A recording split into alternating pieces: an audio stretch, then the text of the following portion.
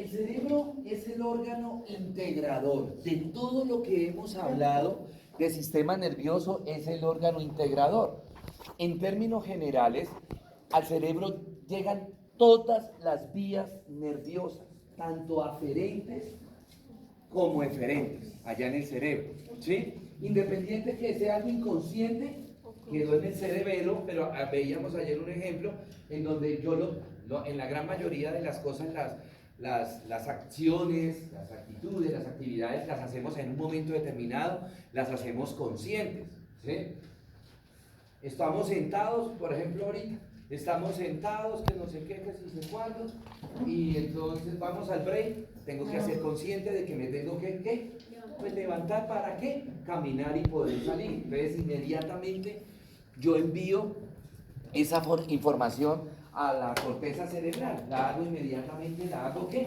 Consciente, ¿cierto? Entonces allá, y no solamente, como lo vamos a ver ahorita más adelante, no solamente en la parte del cerebro está la parte de la integración de esas vías, tanto aferentes como eferentes, sino que también vamos a encontrar funciones, todas las funciones que nosotros realizamos, visión, la parte de la audición, la parte del gusto, del olfato, todo eso se genera ya en el cerebro.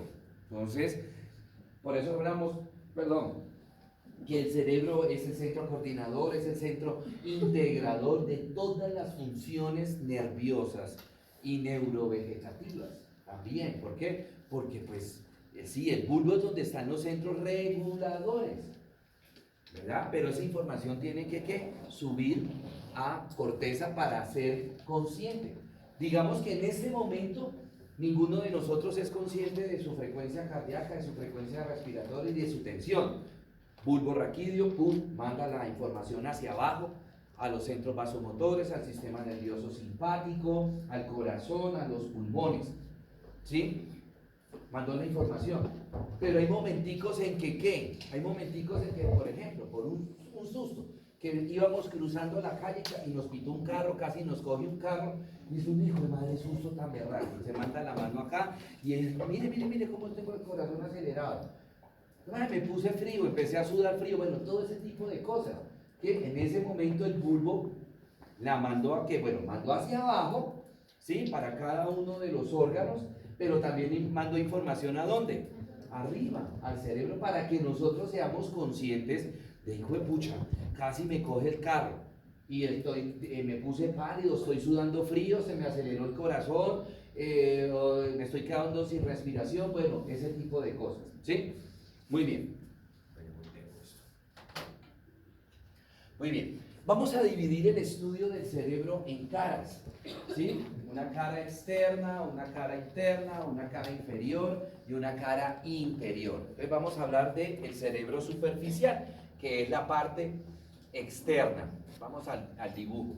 Nosotros teníamos, y de pronto allá en el colegio nos enseñaron que nosotros en el cerebro tenemos dos hemisferios, un hemisferio cerebral izquierdo, un hemisferio cerebral derecho, ¿cierto? El cerebro no es el órgano completo, ¿verdad? Un hemisferio cerebral izquierdo, un hemisferio cerebral derecho. El cerebro, esto es simplemente un comentario que es muy interesante. Hay una científica francesa, se llama Anne Bricourt, es para mí y por lo que he escuchado de otros, y leído, mejor dicho, no he escuchado, leído de otras personas, es la persona que más sabe de evolución del hombre. Es la persona que más sabe, ¿sí?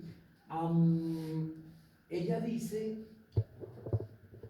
rápidamente, el cerebro, nosotros, o sea, la vida comenzó ¿en dónde? ¿Qué es lo que nos han enseñado en el colegio? ¿Dónde comenzó la vida? No a través de qué, sino en dónde. ¿En dónde comenzó la vida? ¿En el agua? En el agua. Entonces, cuando ya ese, entre comillas, anfibio salió del agua, caminando en sus cuatro patas, con cola, su cabeza era alargada, ahí ya comienza la evolución de ese animalejo, de ese anfibio, para lo que somos hoy día. Entonces, la cabeza y lo muestran, inclusive hasta en Los Simpsons muestran esa evolución así. Salió ese animalejo anfibio y obviamente a través de muchas cosas empezó el proceso evolutivo para pues ya venía un proceso evolutivo, porque no, inclusive en los Minions, en la película de los Minions muestran esa evolución, ¿sí? Empezó fue a través de larvas, según lo que también dice Darwin y toda esa cuestión, ¿sí? Empezó a través de larvas y toda esa cuestión, y continuó el proceso hasta que hace animalejo. En ese momento la tierra era completamente desierta, ¿sí? Solamente la vida estaba en el agua. Sale ese animalejo del agua y diferentes animalejos salen del agua, y empiezan a aparecer los animales cuadrúpedos, pero que ya respiramos a través de pulmones y no a través de branquias, ¿sí? Y empieza a repoblarse la tierra con animales que, ¿sí?, hemos visto en películas, Jurassic Park y todas esas vainas, ¿verdad? Pero ese animalejo, uno de esos animalejos, es el que se va a convertir posteriormente en humano. La cabeza era alargada, de cuenta éramos como iguanas, éramos como esos dragones de Komodo, como, ¿qué más? Cocodrilos. Y el cerebro era liso, no tenía estos repliegues, ¿sí? Era completamente liso. Y después de miles de millones de años, el hueso, los huesos del cráneo eran así, y la columna, ¿no? Empezó por diferentes factores adaptativos, ¿sí? No fueron factores genéticos, sino que ese animalejo tuvo que empezar a adaptarse a ese medio externo, ¿sí? Y empezar a ejecutar acciones para conseguir su comida. Entonces, en ese momento empezó a haber una flexión inicial, una flexión entre el hueso occipital y el hueso esfenoide. Entonces empezó a hacer esto, ¿verdad? Y cada no sé cuánto, ella lo dice en el libro. Yo tenía una clase, pero no la tengo acá, una clase de eso, de que en algún momento tuve la oportunidad de tener el libro en mis manos, no le saqué fotocopia, ¿verdad? Y me lo leí y saqué resumen. Cada no sé cuántos millones de años hizo esto, el occipital y el esfenoides, para lo que hoy día somos, ¿verdad? Lo que hoy día somos. En ese proceso de que se iba flexionando el occipital y el esfenoides, el cerebro se empezó a ¿qué? A recoger. Y en la medida que se iba recogiendo el cerebro, iban apareciendo ¿qué? Esos repliegues, hablemos ahorita, esos repliegues. Y es lógico. Cojamos en la cama de nosotros, pongamos una toalla, pongamos un trapo, cualquier cosa, y empecémoslo a recoger. Primero tengámoslo completamente liso. Y empezamos a recogerlo. ¿Qué empiezan a aparecer? Repliegues. Empiezan a aparecer unos repliegues y empiezan a aparecer unas hendiduras. Y en esa medida que iban apareciendo estas flexiones del occipital y del esfenoide, y que se iba replegando el cerebro, iba habiendo maduración neuronal, y esos animalitos cada vez iban adquiriendo nuevas facultades, ¿sí? Hasta que ya estaba completamente, digamos, erguido, o antes de erguido, porque de todas maneras antes de erguido, el Homo sapiens, nosotros con el Homo sapiens éramos los chimpancés, pues, de esa época, ¿no? En 4 patas y toda esa cuestión, pero ya teníamos, por lo menos la cara ya no era así alargada, como la de una iguana y eso, sino que en ese proceso también se iba recogiendo la cara, íbamos adquiriendo ya características más humanoides. Si ustedes miran en Facebook, en Facebook no, ¿cómo es que se llama? En Google. Si ustedes miran en Google, de pronto miren imágenes de Homo sapiens, miren imágenes de, sí, de esos primeros homínidos, ¿verdad?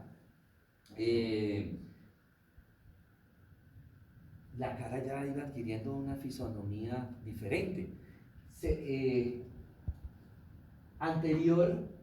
Anterior a el chimpancé, ¿cuál fue el animal o mejor dicho, vino ese lagarto, por así decirlo, y después de esos millones de años vinieron algunos otros animalitos, pero ¿cuál fue el precursor para el chimpancé? Que todavía está vivo ese animalejo. Todavía está vivo ese animalejo. ¿Cuál fue el precursor del chimpancé? Antes, nosotros se supone que somos humanos, chimpancé, ¿y cuál era? ¿Ah? ¿Cuál? Un animalito que ha salido en películas. Ha salido en películas. ¿Cuál? No, antes de esos animales, antes de chimpancé, gorila, antes de eso. Primero era como el anfibio. Bueno, evolucionó el anfibio diferente y después vino ya el animalito que podía ponerse en pie, en dos patas. ¿Sí? Anteriormente los otros anfibios no, eran en cuatro patas y no podían levantarse. Por eso tuvieron que adaptarse. ¿Por qué? Porque como no podían ponerse en dos patas, no podían pararse, tenían que estirar el cuello para alcanzar las hojas, para alcanzar las frutas. Y en ese proceso de que tener que hacer eso, adaptarse, era que iba flexionando el occipital, iban flexionando el esfenoides, entonces, sí, hasta que llegó un momento en que millones de años, llegó el momento en que ya ese animalito, ya la cabeza no era tan así, sino más así, y ya podía ponerse en dos patas, ¿sí? Ese fue el precursor del chimpancé. ¿Cuál es ese precursor? Tarea, averígüenlo. No, la jirafa no. Bueno, listo. Entonces, en ese proceso les decía que se iba recogiendo la cabeza porque se iba flexionando cada más vez el occipital y se iba flexionando el esfenoide, pues se iba recogiendo cada vez más el cerebro, iban apareciendo esos repliegues con esos surcos, ¿sí? Y en esa medida iban las neuronas especializándose, ¿verdad? Y es muy interesante leer el libro, yo lo he tratado de buscar y ya no lo he encontrado, porque en esa medida que se iban especializando entonces es cuando ellos empezaron a hacer las armas, el fuego, que ya comían, pues comían otras cosas, no era solamente frutas, no eran solamente hojas, ¿sí? Empezar el diálogo, ya empezó el lenguaje, ¿verdad? Lo que no sé si es que, o sea, hay una duda muy grande que me da, no sé si me sabe cómo me responde, si de pronto en esa época serían que mariquis,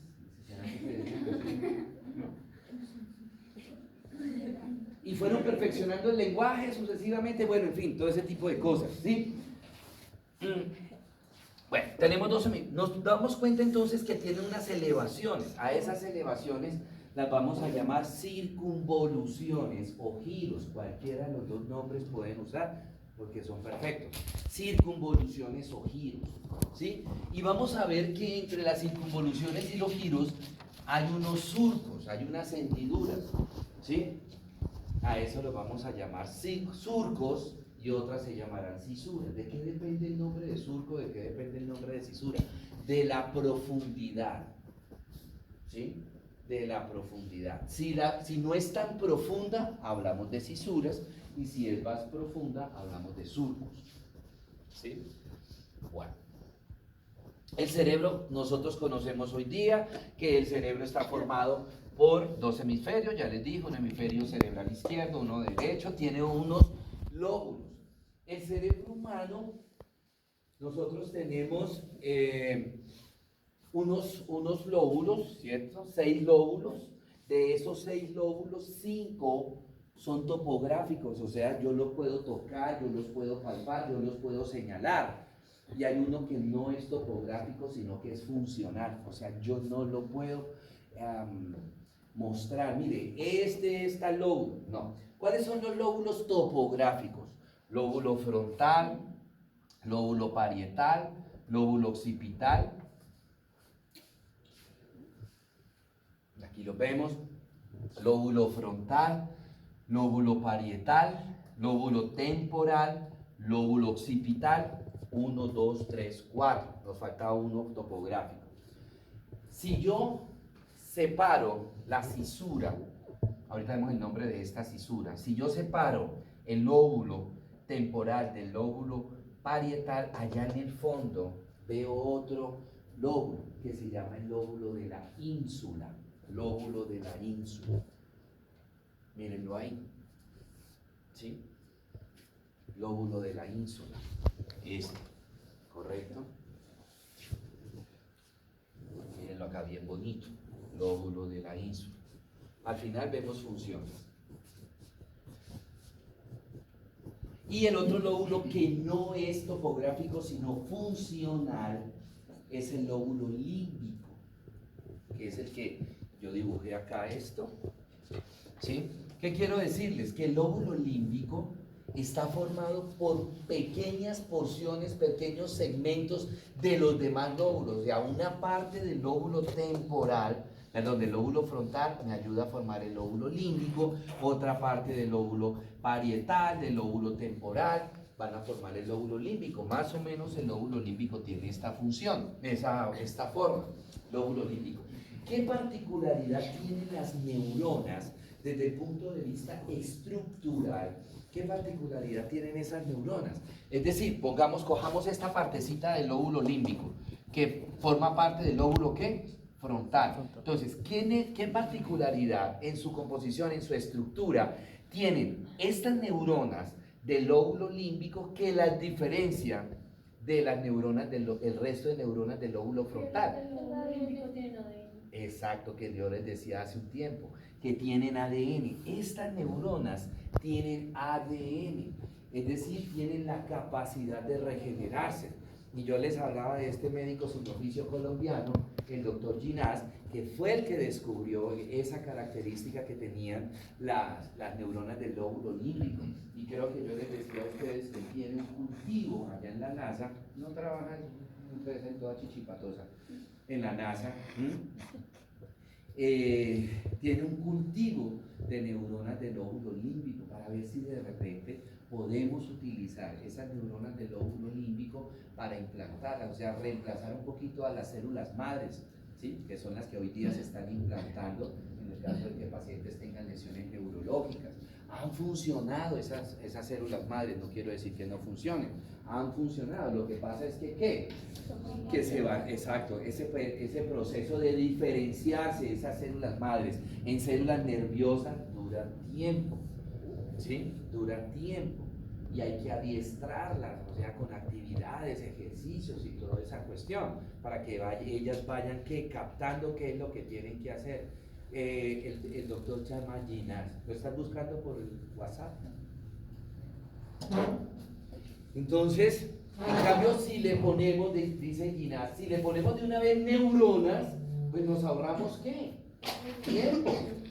Nos ahorramos tiempo, nos vamos a ahorrar tiempo. ¿Por qué? Porque son neuronas. Entonces ya vienen estructuralmente y relativamente funcionalmente, ya vienen programadas, adaptadas a qué es lo que tiene que hacer. Entonces el tiempo se va a reducir y ese paciente va a recuperar, bueno, acciones, la parte sensitiva, la parte motora, la va a recuperar rápidamente. No sé si ustedes vieron este fin de semana un programa de los informantes, ¿lo vieron el programa de los informantes?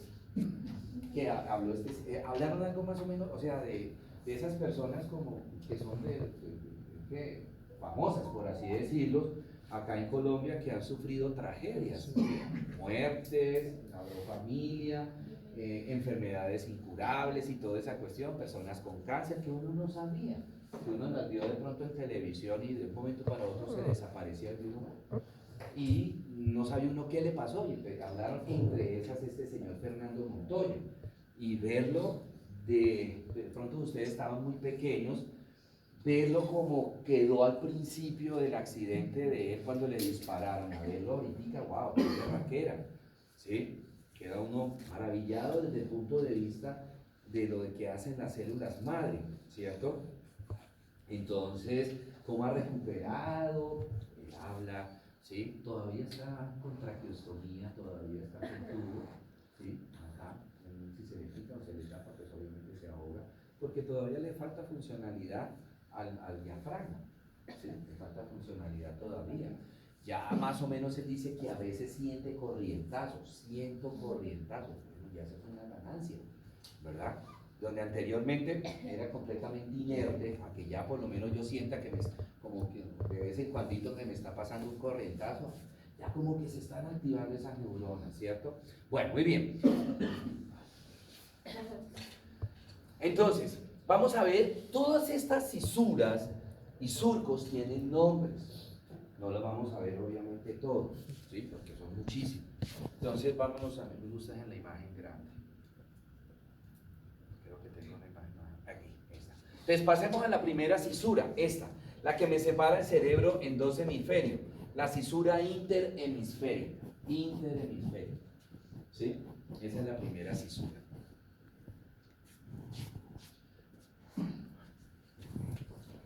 Tengo una cisura que sale desde la cisura interhemisférica y coge toda la, nace desde acá, y coge toda la parte lateral del cerebro. Esta que le estoy dibujando, ahorita la vemos desde el punto de vista lateral. Esa se va a llamar la cisura central. Era la que de pronto en el colegio nos enseñaron que era la cisura de Silvio. ¿Sí? Ya no se llama así, cisura central. Tengo acá otra cisura que me separa el lóbulo parietal del lóbulo occipital. Se llama la cisura parieto-occipital. Parieto-occipital. ¿Listo? Bueno, me gusta más por la parte lateral. Listo. Entonces, cisura central. Cisura central. La cisura parieto-occipital. ¿Listo? Cisura lateral, la que me separa el lóbulo parietal del lóbulo temporal. ¿Sí? Cisura lateral, ¿correcto? Ahora, por delante nos ubicamos en la cisura central. Por delante de la cisura central hay otra cisura, que la vamos a llamar cisura precentral. Cisura precentral. ¿Sí? Y por detrás de la cisura central habrá otra cisura. ¿Cómo la vamos a llamar? ¿Cómo? Correcto. La cisura postcentral. ¿Sí? Listo. Ahora, vámonos a ir a cada lóbulo. Vamos a irnos a cada lóbulo. Anteriormente las cisuras eran con nombres raros. ¿Sí? Anteriormente eran nombres raros, ahora la nomenclatura es mucho más fácil. ¿En qué sentido? En que vamos a nomenclar primero con la letra del lóbulo en el que están y con el número de arriba hacia abajo. 1, 2, 3, 4, 1, 2, 3, 4, 5, ¿sí? Entonces, vámonos al lóbulo frontal. ¿Sí? Vámonos al lóbulo frontal.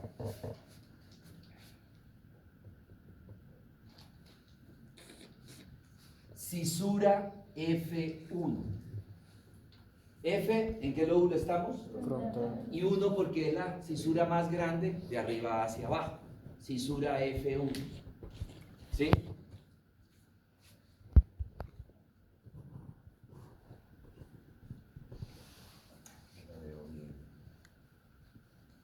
F2, F3.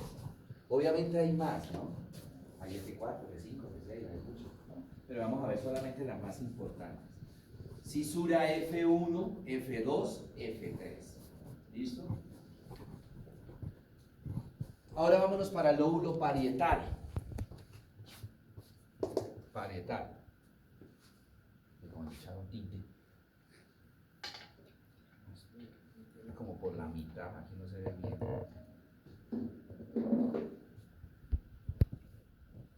Cisura P1. Cisura P1.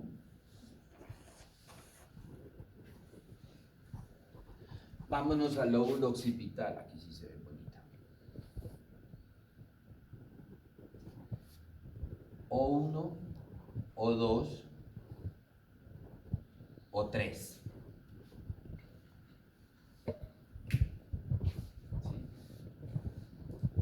Vámonos al lóbulo temporal.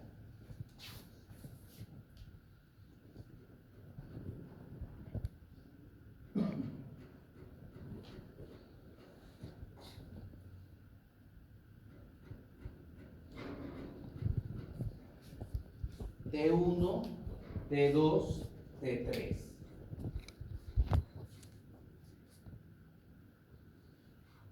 Fíjense que es muy fácil. el lóbulo frontal, o poner la letra del lóbulo en el que estamos. ¿Listos? Bueno. Si ustedes se dan cuenta, las cisuras me delimitan unos qué, por encima o por debajo de las cisuras que hay. Hay un tejido nervioso que se levantó, que van a recibir el nombre de qué. ¿Cuál fue el primer nombre que le di? Las cisuras me delimitan unas circunvoluciones o unos giros. Entonces, el giro va a ser el mismo nombre de la cisura, mucho más fácil. Entonces, este giro que está encima de F1, ¿cómo lo vamos a llamar? F1. Entre estos dos, ¿cómo se llamará este giro?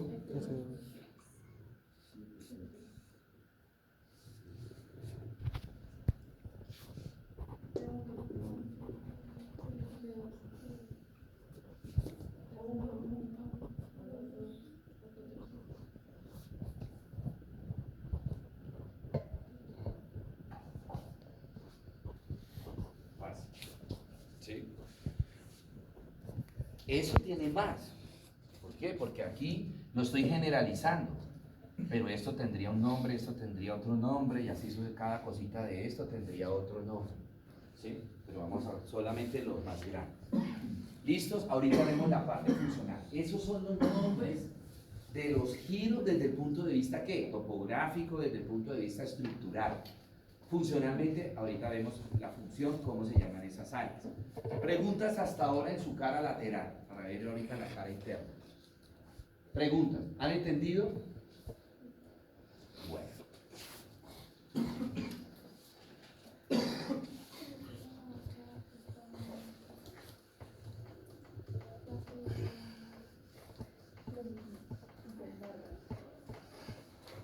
Aquí lo mismo que acabamos de hacer, ¿sí? Hicimos el dibujito, lo mismo que acabamos de hacer. Ubiquemos las cisuras más importantes. Cisura lateral, ¿cierto? Cisura lateral, ¿verdad? Cisura, ¿será central? P.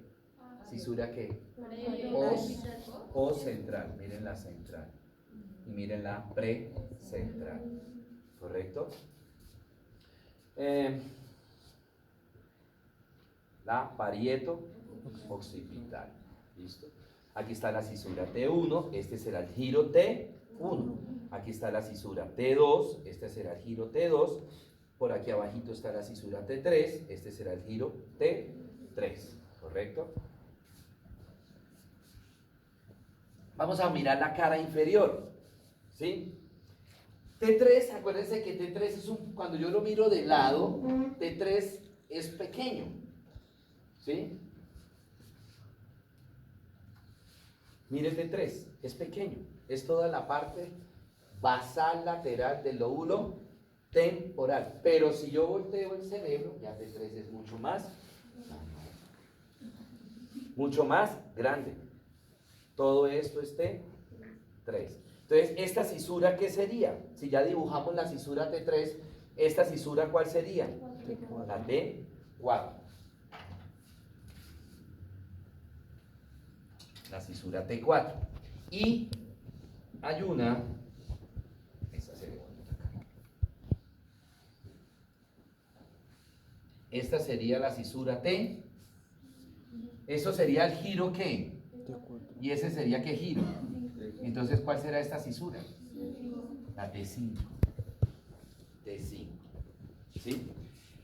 Ese giro T5, el giro T5, funcionalmente y estructuralmente se divide en dos. La parte de adelante, la parte anterior de T5, lo vamos a llamar hipocampo, por la forma que tiene. Aquí viene como un ganchito así, como la cabecita de un caballo de mar. Hipocampo. Y lo de atrás, parahipocampo. Adelante de T5 se llama hipocampo y atrás se llama parahipocampo.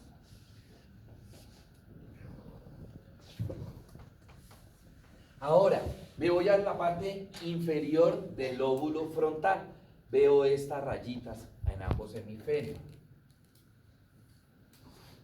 Eso se va a llamar el surco olfatorio o cisura olfatoria. Ahí encimita de ese surco, de ese giro, está el nervio olfatorio que vimos ayer en los países craneales, el nervio olfatorio. Está ahí encimita, hay una imagen donde la muestro. Muy bien, luego tengo una estructura en forma de letra H. Se va a llamar surco en H. Surco en H.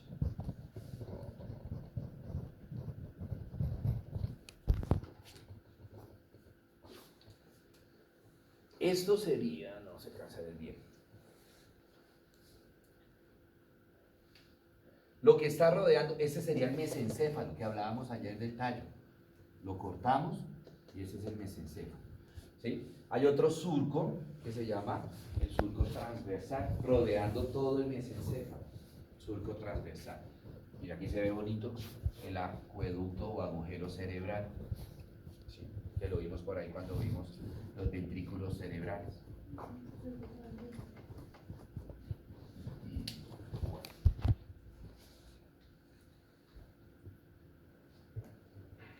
Si ven acá el nervio olfatorio, encima del surco olfatorio, se ve un poquitico el surco olfatorio y encima está el nervio olfatorio, primer par craneal.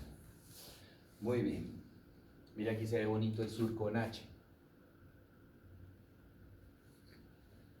Y esa sería la cisura, la continuación de la cisura lateral, la que está aquí al lado.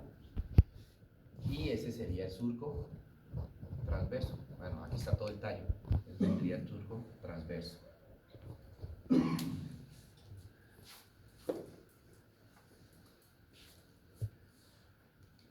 Esto sería T5, una partecita de T5. ¿Cómo se llama la parte anterior de T5? No, hipocampo. La parte anterior, hipocampo. La de atrás es el para-hipocampo, sino que aquí me lo está tapando ¿quién? El cerebelo. Me está tapando el para-hipocampo. Preguntas sobre la cara inferior y la cara lateral del cerebro. Preguntas hasta el momento, chicos. ¿Han entendido?